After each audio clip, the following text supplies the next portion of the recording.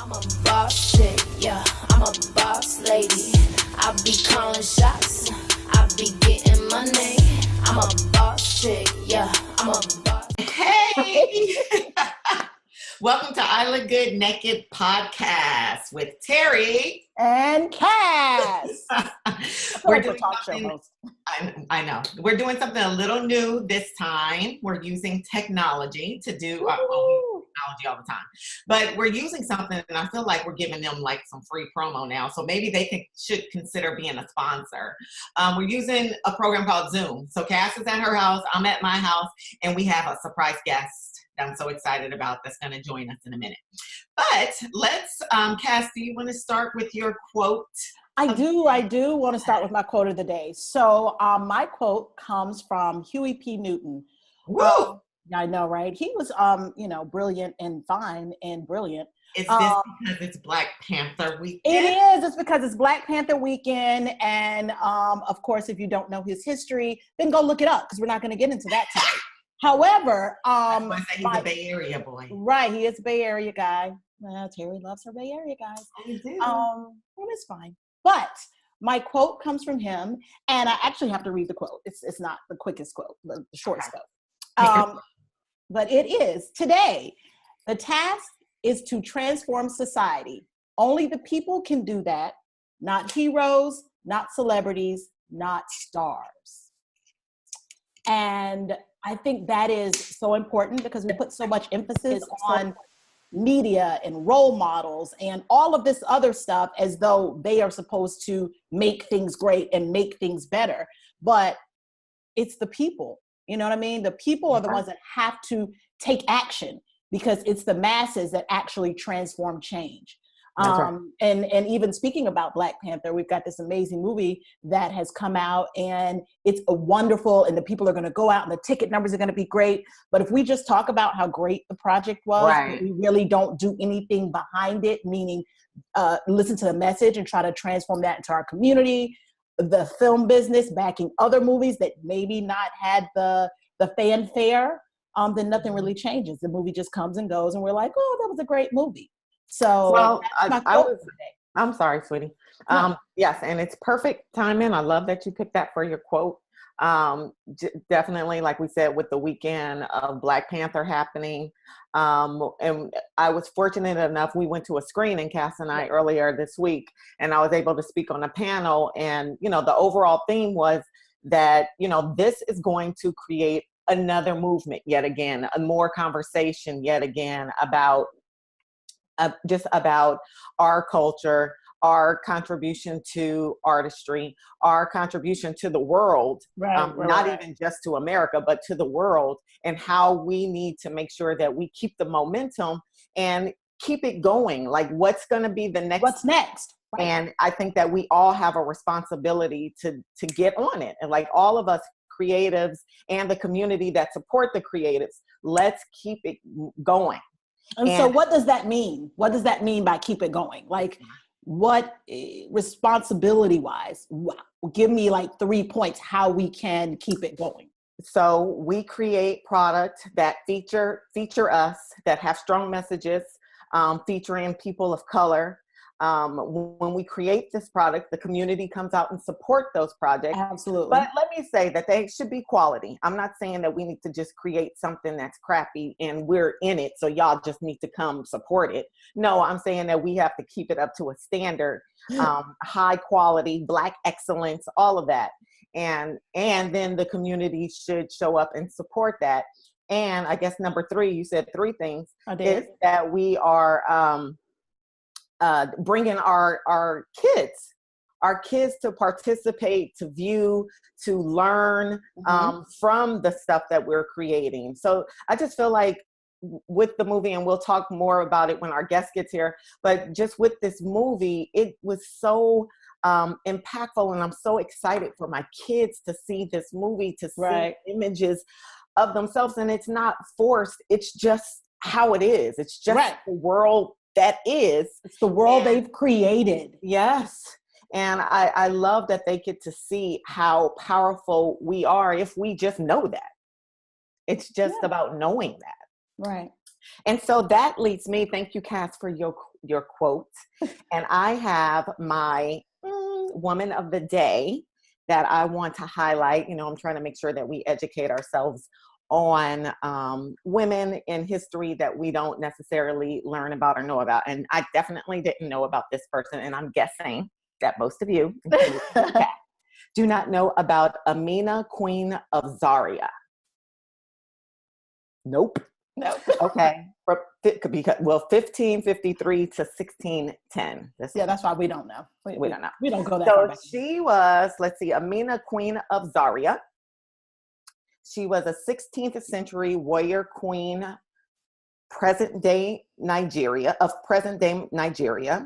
best known for her impressive military skills and her ability to lead the cavalry, which again brings me back to the movie Black Panther. A lot of strong women in that movie, which is why I picked this card today. Conquered much of North Africa for the Hausa people. That's Hausa. So Hausa people during her 34-year reign, accredited as a brilliant architect who constructed strong earthen walls around the cities she built and seized. Oh, that makes me think about something. That makes me think that, you know, Trump should probably have met this person and maybe she could have helped construct this wall he's talking about. I don't know. Overcome traditional gender roles by refusing to marry and have children. Queen Amina's life was the inspiration for the television series Xena Warrior Princess. You know what? Isn't that funny? But how about, I did hear that that was based off of an African, I heard it was based off of an African princess, but of course now queen, but I heard that. She was an African queen warrior and Xena Warrior Princess.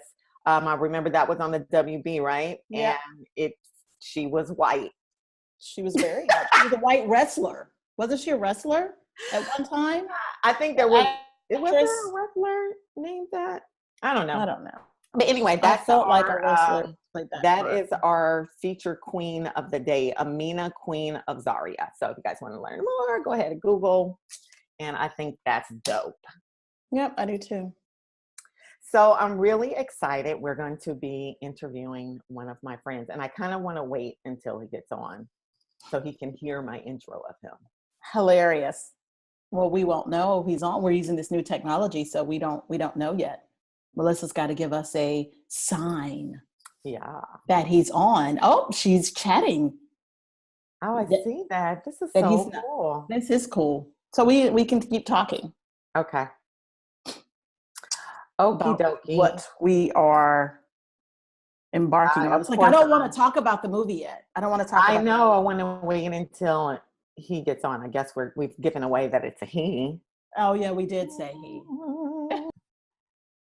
So we will be right back with I Look Good Naked with our first guest of our podcast. Very excited. We'll be back.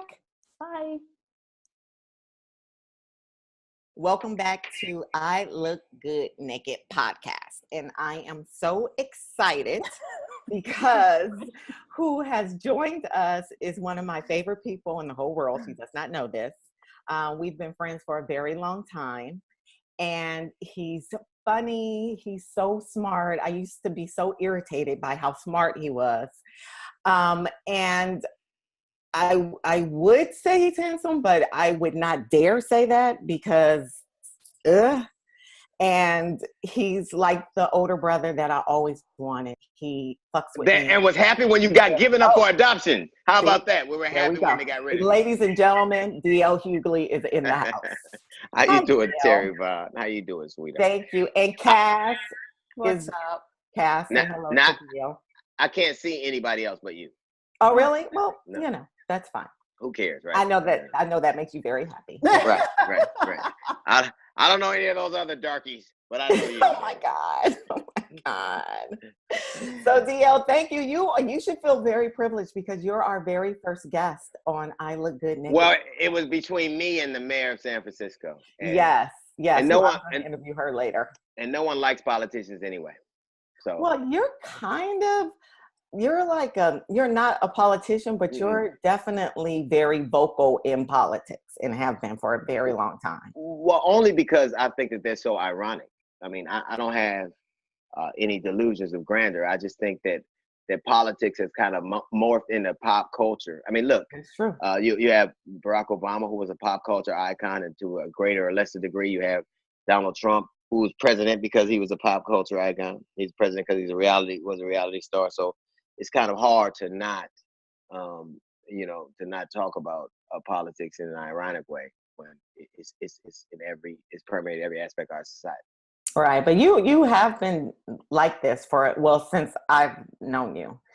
Very vocal about the community, about our politics, just about everything. That's one of the things that irritated me most about you. Like every time we would all go to dinner, anything that came up, DL knew everything about him. Like, who the fuck is he to know? He doesn't know anybody. But that is one of the things that I love and hated about you at the same time. Well, thank you, Terry Bob.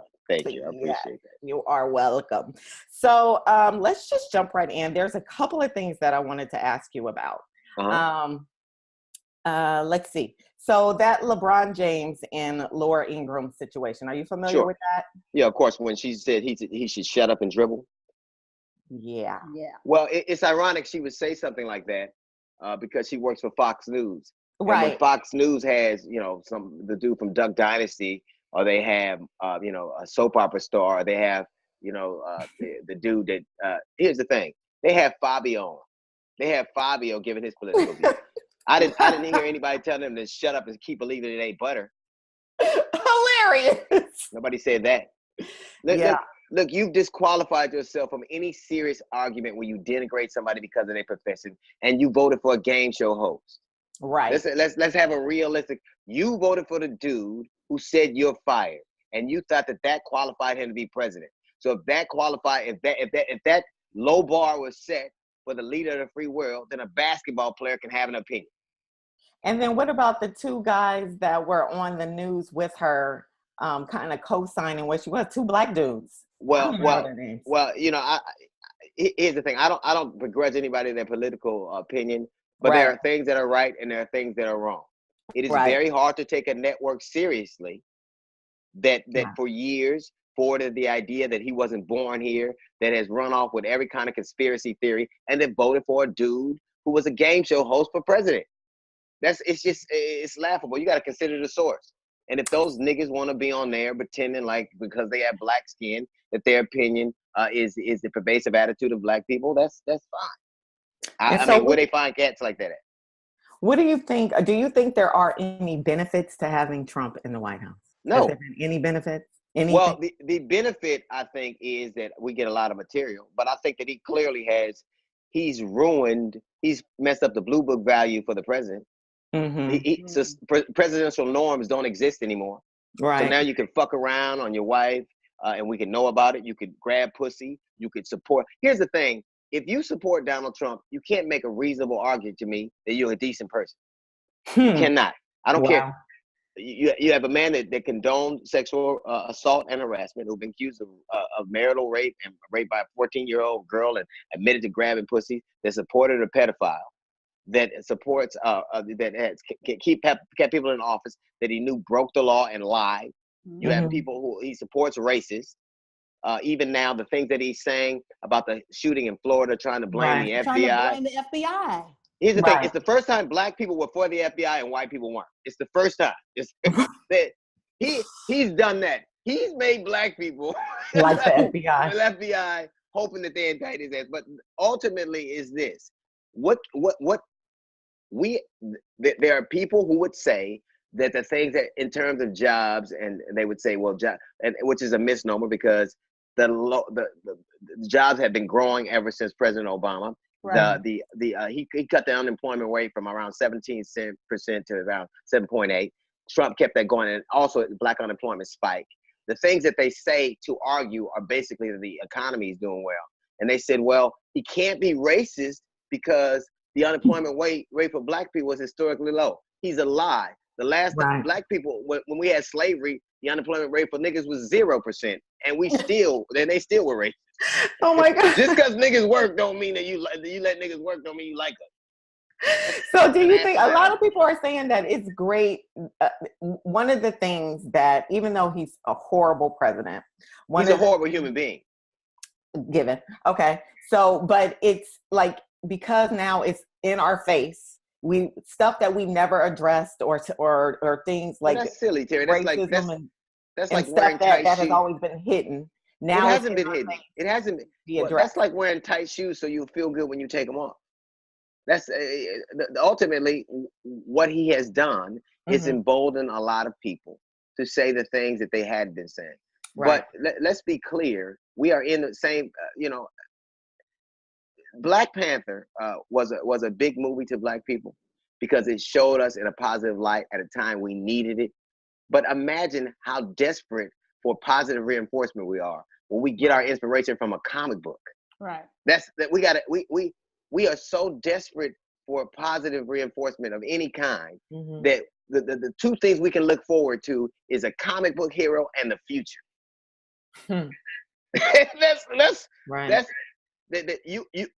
It would be great if you could live in Wakanda, but you don't. You live in Atlanta, you live in Detroit, you live in Chicago, you live in Los Angeles. And right after you left Wakanda, you still could get shot by the police. You still were going through racism and bigotry. But we're so devoid of any kind of positive reinforcement that we're inspired by a comic book hero. Right. Wow. Right. And I think if a black superhero should have any power, it's the ability to make white people believe it. The ability to make white people believe to make white juries believe them. That's their superpower. So one last question about the whole Trump and presidency. And it's my last one because I don't want to spend too much of our valuable time on it. If you were the ruler of this country, if you were president, what do you think you would do or want to do to make it better? What can happen? There's clearly one thing. America's never really given black and minority children a quality education. Everywhere we got, even when we went to schools, we were allowed to go to schools, the schools that they didn't want that were run down. We've never been on an educationally equal footing. And what they'll do is they always point out the example and not the rule. They'll go, well, that guy made it. How come they all can't? Right. But the truth of the matter is we've always been behind the educational 8 ball. We have never been on equal footing educationally with anybody in America, and they got a head start, and that perpetuates itself all over the country. It used to be that the America educated the largest numbers of people in the world. I mean, we were factories of educating up until the 70s. And what happened in the 70s is we started having black people who could go to school with white people, and white people moved out. And when they moved out, they took their resources with them. Right. So, and so you were left in these fucking educational deserts, just like if you go to a black neighborhood, you don't see grocery stores. You got to go, and you don't see places we get educated. So ultimately, what we can do is to make sure that in the future, our children we know, studies show that when black children go to parochial school, in other words, their parents pay for their schooling, they perform at a higher rate than virtually any other ethnicity. So we know what they can do. Right. We know what they can do given an opportunity, and stop pretending like you've done it because you haven't. You've never been fair to them. Every school we have, when's the last time they opened a brand new school in a black neighborhood? They never have, ever. To any large degree. Charter schools are popping up now. Charter schools are what charter schools are doing, and obviously it's I don't like the aspect that it is connected to any kind of financial gain. Right. I think that anytime that you pay taxes, you have the right to having an appropriate public school. Why do our kids got to leave their neighborhoods to go to a better school? What does that tell them? Why do we have to leave our neighborhoods to get food? Why do we have to leave our neighborhoods to go to entertainment complexes? It tells you that where you are is not good enough, and you got to go with them to have anything. Wow. So I don't agree. We used to be able to educate our kids, well, pretend like we do, but now rather than fix the educational system, the disparity there, we're going to give them even more resources, and you just go there. Gotcha. Cass, anything on that? Cass, your kids went to charter school, right? My kids, yes, my daughter still goes to charter school. Sure. And it's in my neighborhood. However, I don't live in a neighborhood that's predominantly Right. Black. So there Right. you have it. So I mean, the argument still stands. I mean, and I Mhm. love the charter school that they go to, but I know that we also looked into other schools, and the reason why I did not choose private school is because I felt that my children, the education is great, but the social environment is also very important. And I didn't want my child to be the only Black little girl or Black little boy in the classroom, and so I had a problem with that. So I opted for the charter school, just because now you've got such a healthier social environment. But as far as education, I totally agree. We don't put the resources into our communities. We don't even put Starbucks in our communities. And not to say No. Starbucks is a huge resource, but we have no place to convene and even lounge in our community unless it's around the liquor store. Outside. We can't go, well, unless it's churches or beauty Or shops. church. Oh yeah, churches and beauty shops. And I don't go to church because the cover charge too high. But but I think that the message is constantly reinforced that you can't do among your own. You have to go out to get. Yep. Look where you have to go to be entertained. When you wanted to go see Black Panther, where'd you have to go? Right. When Right. you want to go get fresh food for your family or fresh fruits and vegetables for your family, where do you have to go? Right. When you want anything that is considered Quality. a normal everyday occurrence, you can't stay there. Right. That's right. So, and that's a constant reinforcement. And I do not understand. And you're not welcome. Like every time I turn around, there's a fast food establishment. I guess Applebee's was recently where they accused these two young women of stealing food, and they kicked them out and then found out it wasn't them. Even fast food places, if you serve shitty food at low prices, you're virtually inviting us to come. We are killing ourselves making you rich. Right. Literally, we're eating ourselves to death so That's you right. can get rich. And you got the nerve to even be shitty with me. Give me my ranch dressing and my hot sauce, and let me eat myself to death in peace. So it's just, everything is an enforcement that they're doing you a favor, that everything's better over there. You can't have that. So it's, and I think if I were president, the one thing I would change is the fact that people get quality educations where their kids can walk to school. Right. Right. So are you ever thinking about it? No, it doesn't interest me in the slightest. That would be so fucking We would have to change the financial structure though, because if you do that, then now money has to be put towards educators. Yeah. They can't get paid as low as they get paid because no one wants to be an educator anymore. Well, first off, we got to change the paradigm. Where there has to be. We place that, like doctors in America.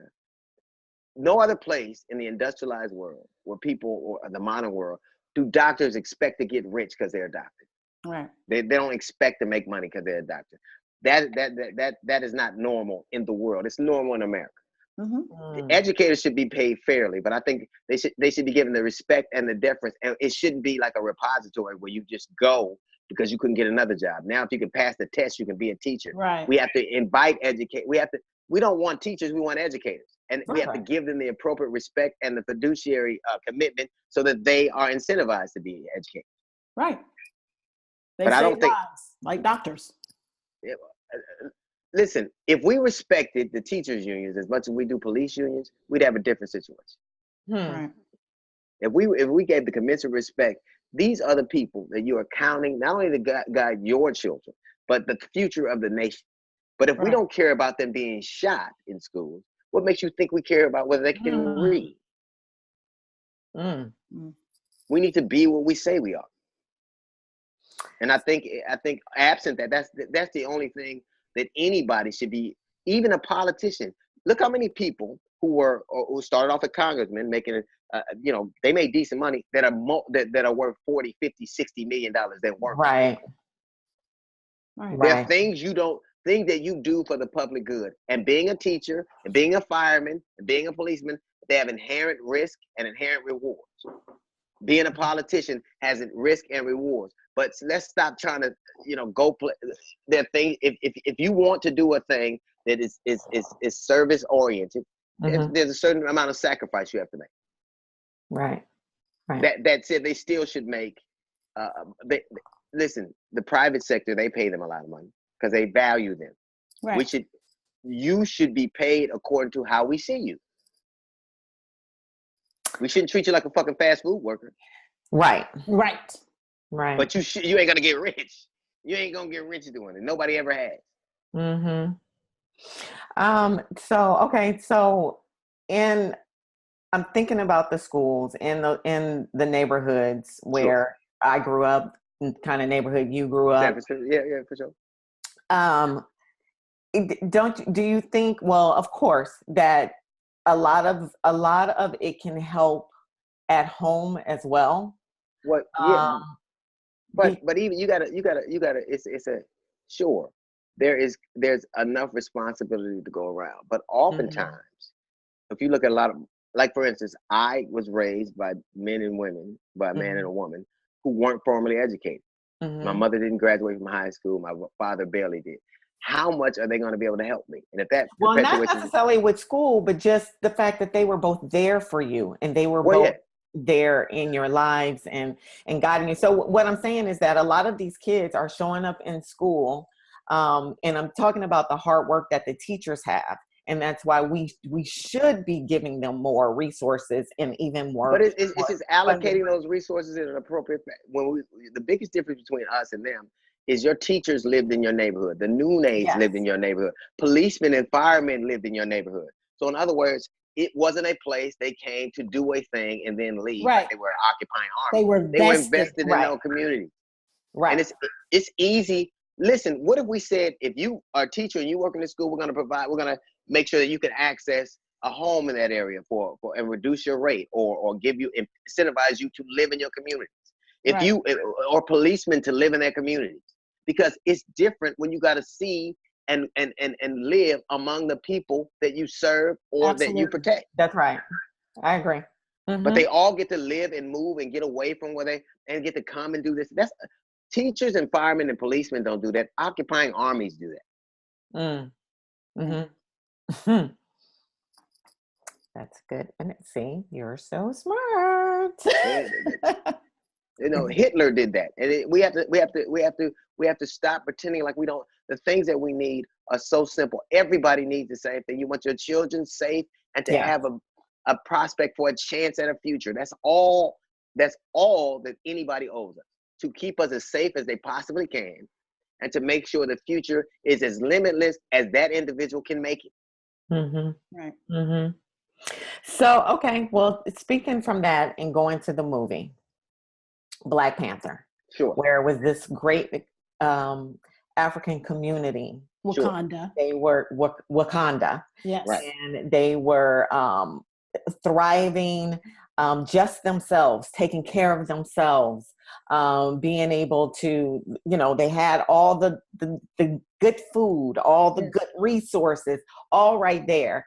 And then they go to the United States, they go to the United States. Yeah. And then there's talk of we should help people around the world, right? Right. And then there was a divide. And then so there's the divide of the king not wanting to infiltrate or not wanting to help outside of their own country because they're like, we got to take care of ours. We can't really be worried about what's happening around the world. But I think, well, here's the thing. The thing about being a Black person in America is that our stories always start in the middle. They never start from the beginning. We weren't always slaves, but we know is that we were slaves. Our story starts in the beginning, in the middle. Oh Everybody my God, that brings up something so awesome that I heard a while ago. Is someone was telling me they were talking to a Jewish person and they were asking this mother, how do you guys deal with, explaining the Holocaust and stuff to your kids? And she said that, well, we don't really teach our kids about the Holocaust until a certain age. We start off teaching our kids about the riches and the greatness of being Jewish, of our culture. And then at a certain age, we start teaching them about the Holocaust. And for our kids, they come out the womb learning about. Yeah, but you got to remember, the Holocaust was a horrible event, but it wasn't as long as slavery. Right. So it's really a blip in time. It was a huge blip. I don't want to call it a blip, but it was a moment in time. Mm-hmm. But it wasn't your introduction to a country. Like Right. our introduction to a country, our story. That Started. would be a page in their story. Right. That is that's a page, and that's a chapter in their history. Right. Our entire first part of our book is slavery. Right. Well, that's what I'm saying. But shouldn't we just start off and we would But only be able here's to the do thing. it But in we our have to home. know it. We have to know Yeah, it that's right. to start In it. America right now, even these are things I find so ironic. Mhm. Because your ancestors, everything that they do reminds us of how lost we really are. Mhm. Only in America would they steal you from your homeland and then sell your ancestry DNA kit back to you for $100. Mm. So they stole you from where you was from. But now if you pay me, I'll let you know where you're from. Right. Mm. That's how everything they do So did you do reminds the us that, ancestry? Have you done it? well, LaDonna did, and I did, and I did it twice, and this is the true story. It came back, we can't find it. It came back where they can't find it. They're like, I think this nigga's an alien for real. But twice Twice it came back like that? it came back. They couldn't describe. They couldn't tell where I'm from. Funny. But yeah, we don't know it. We don't know, like, the difference between our culture, the Jewish culture, is they can teach the beginning. We have to be going back to educated. We Right. have to be educated to even know the beginning, because our origin of what we know as our history now is slavery. Yeah. Right. And that's all the we know. unfortunate, again, and that's the middle. unfortunate part. And it is the middle. It is the middle, and yet, ironically, it's not.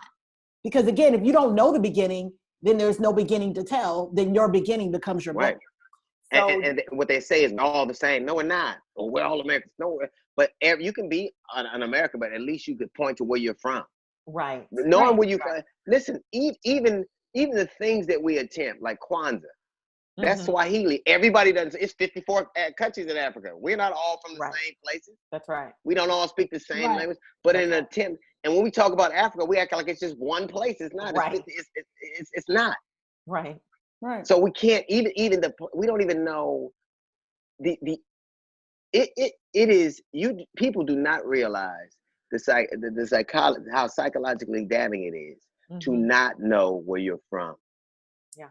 To not know where you're from. And once somebody has taken that from you, whatever attempt that they do, because they're placatory attempts, but you can't give people their humanity back. Mm. Right. Mm-hmm. So even when we do it, we got to piecemeal it together. We got to have movies like we got to have Kwanzaa. We got to have Black Panther movies, so we have a semblance of semblance of self-respect. We are so devoid of any positive reinforcement that the only thing that we have to look forward to is a comic book hero and the future. So things get better later. But given that, because we know that, this is good. So maybe the government should pay for every Black person to get their ancestry done. That's the least they could do for us. Well, I don't know. I don't know. They? I'm past telling the government what they should. Yeah. I think. But even if once we get our ancestry done, okay, we've done it. Okay, we got it done. Now what? Oh, okay, now we know. Now it's still up to the people we to can still start telling react. our grandchildren about this is where our lineage starts. Right now, Yes, we can start doing research on it. That's true. But are people doing that now? So then it becomes a call to action. So it's like, yeah, we get the ancestry DNA, and most people are like, oh, great, I'm from Tanzania, from a tribe here and there. But then it stops there. Because again, we aren't even programmed to educate our kids about the richness, as you say. So it becomes a whole cultural change, a mindset that has to change, because we're so great at just stopping with, okay, we got the information. Oh, okay, we were given this information. But we tell ourselves a lot of stories too, and I wish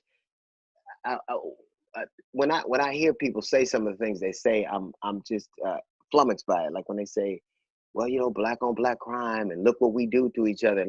Listen, Black on Black crime is about proximity. If you take it's about proximity.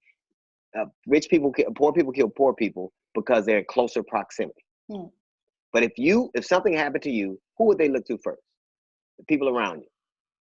Yeah. 90% of black people kill black people, but 87% of white people kill white people. Asians kill Asians. Latins kill Latins. Husband kill wives. Wives kill husbands. Right. That's a proximity. You kill what you around.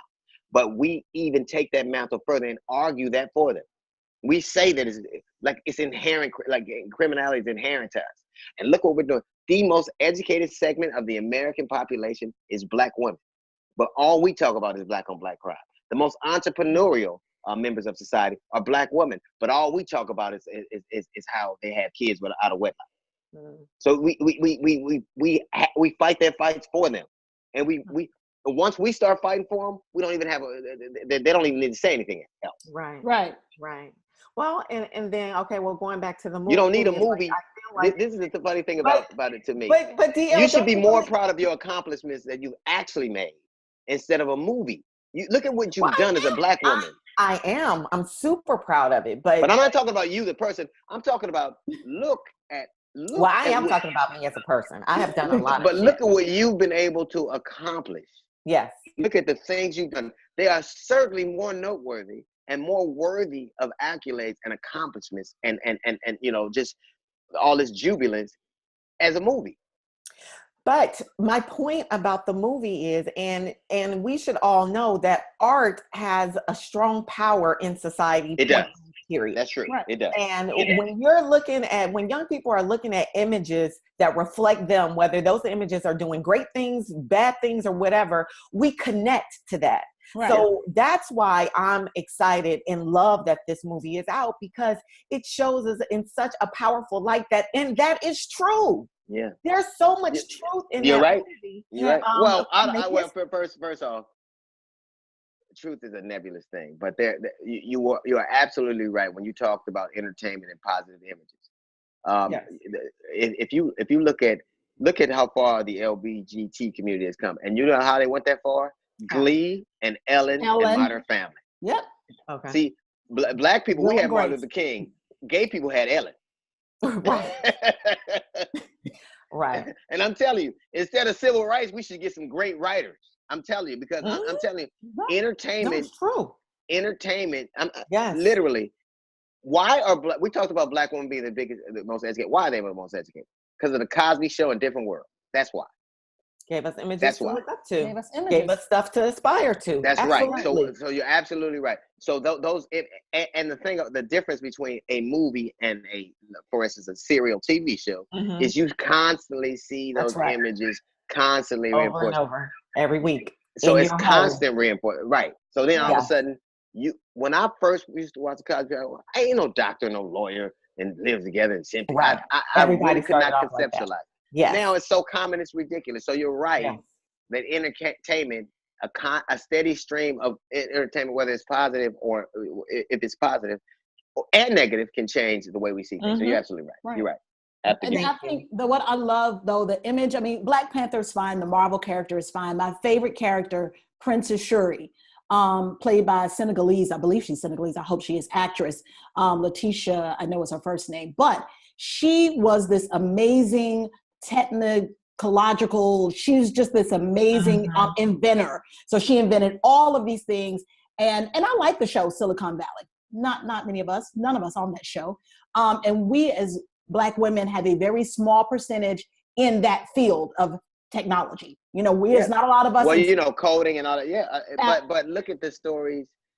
Listen, you are absolutely right that you can. My point overall is that it saddens me that we've been so devoid of positive messages, so devoid of positive reinforcement, that this kind of took us in a different journey.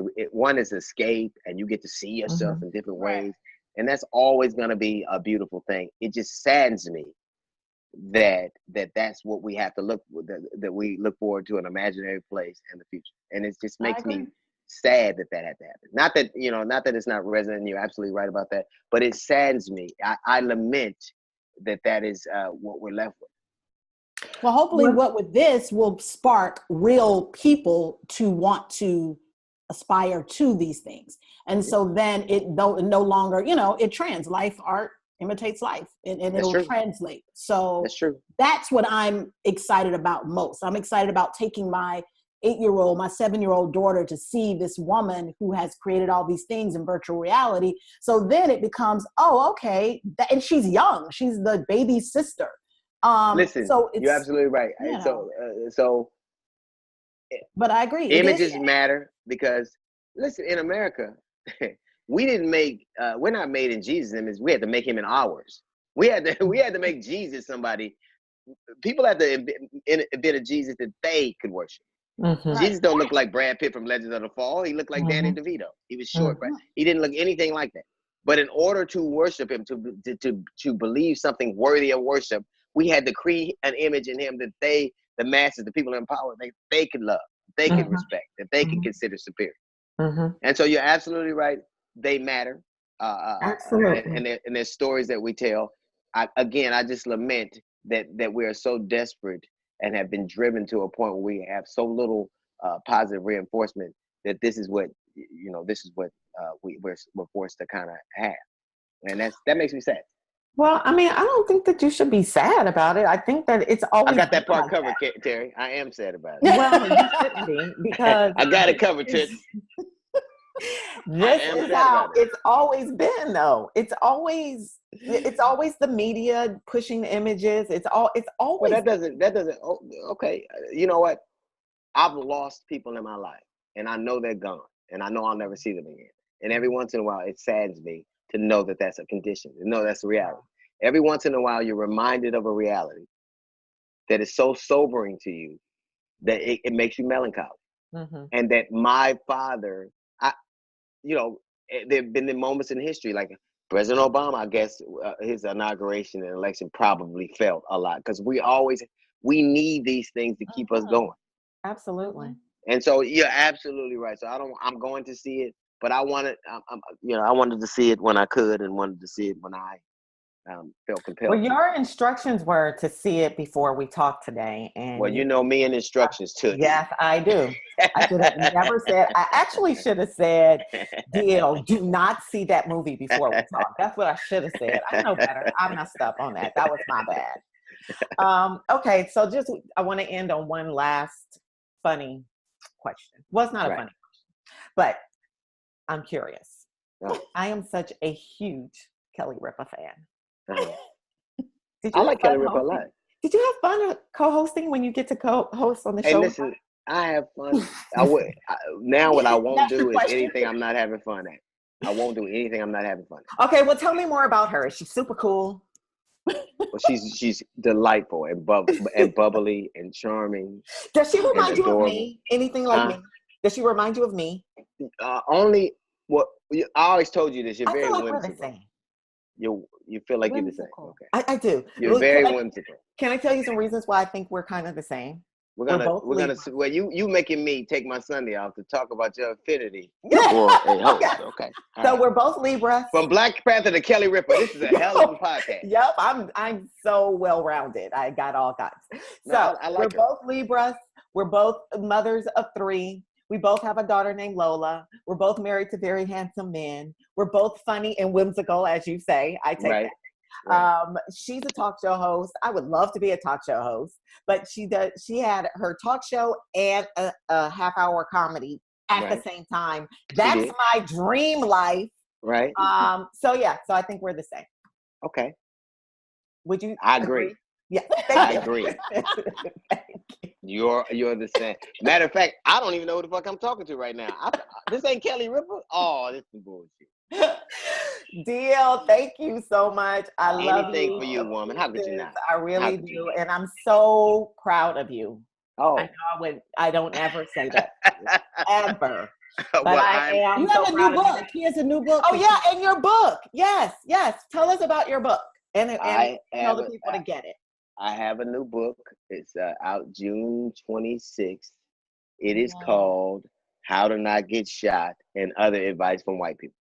Great. So it's satirical and funny, but it's, you know how every time something happened, they'll go, well, if they just didn't resist, or if they complied, or if they didn't have a hoodie on, white people know just how to be if they were black. They know they're and so maybe we should listen to them.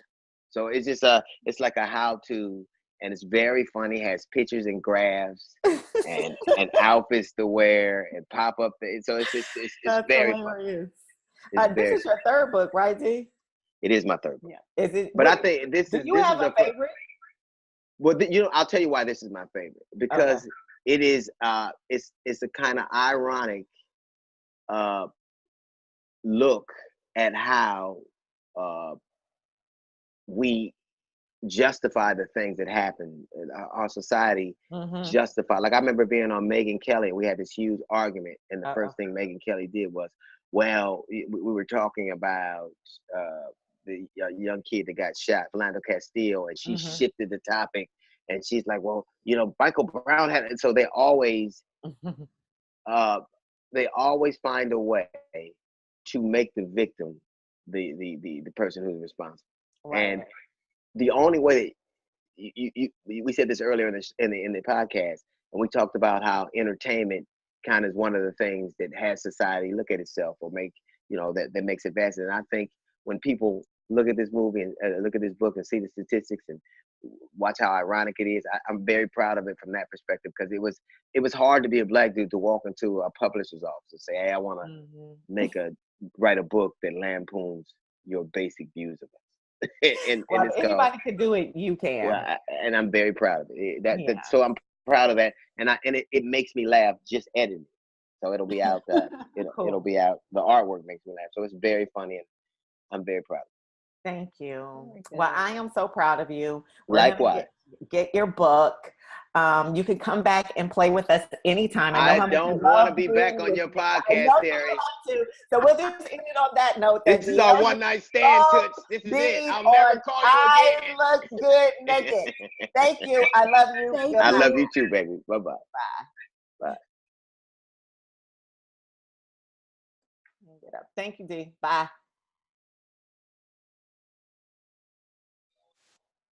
Yay, that was good, guys. That was good. We're still recording, you and I. That was fun. I don't know. We where can still talk. Probably just went.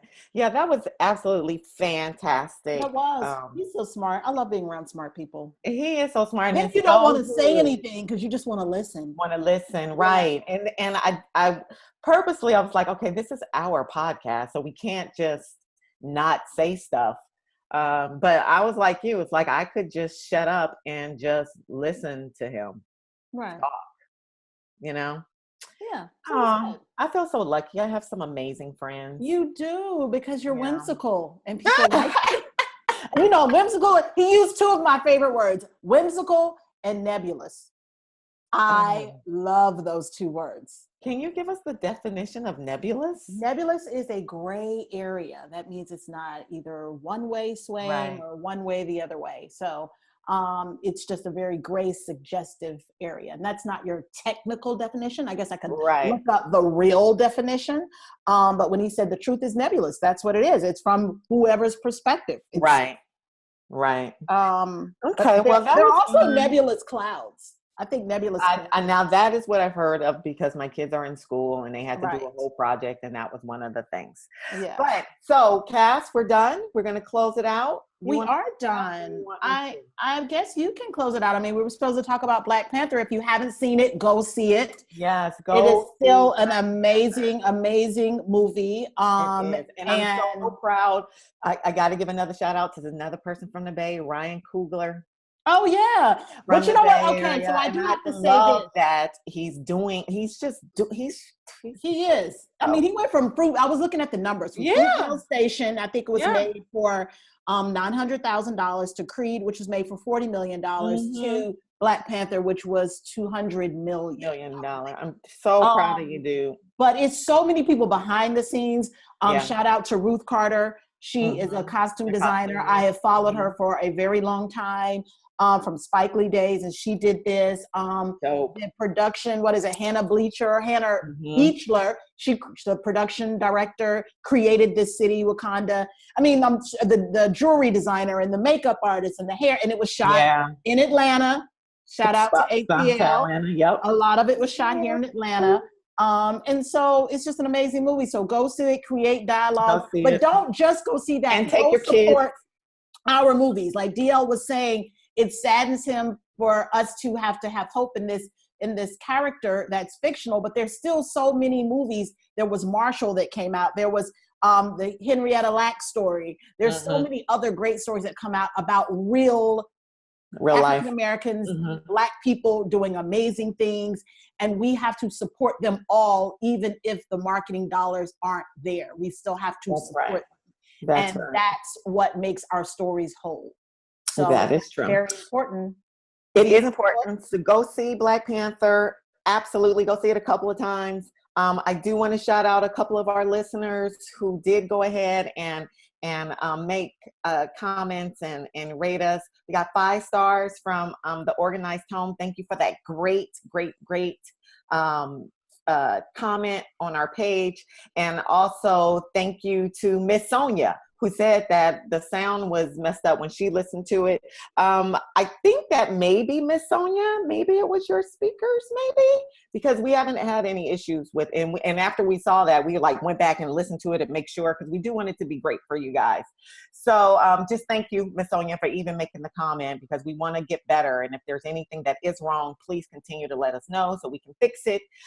Again, thank you and shout out to my brother, D.L. Hughley, for joining us today. I love him so much. He's our first guest, so I feel very blessed. And get his book that's going to come out June 26th. Right. When it gets sooner. How Not to Get Shot and Other Advice from White People. Perfect. Yep. So thank you for joining. I Look Good Naked, and we will see you next time. Bye. Peace. Bye. I'm a boss chick, yeah, I'm a boss lady. I be calling shots.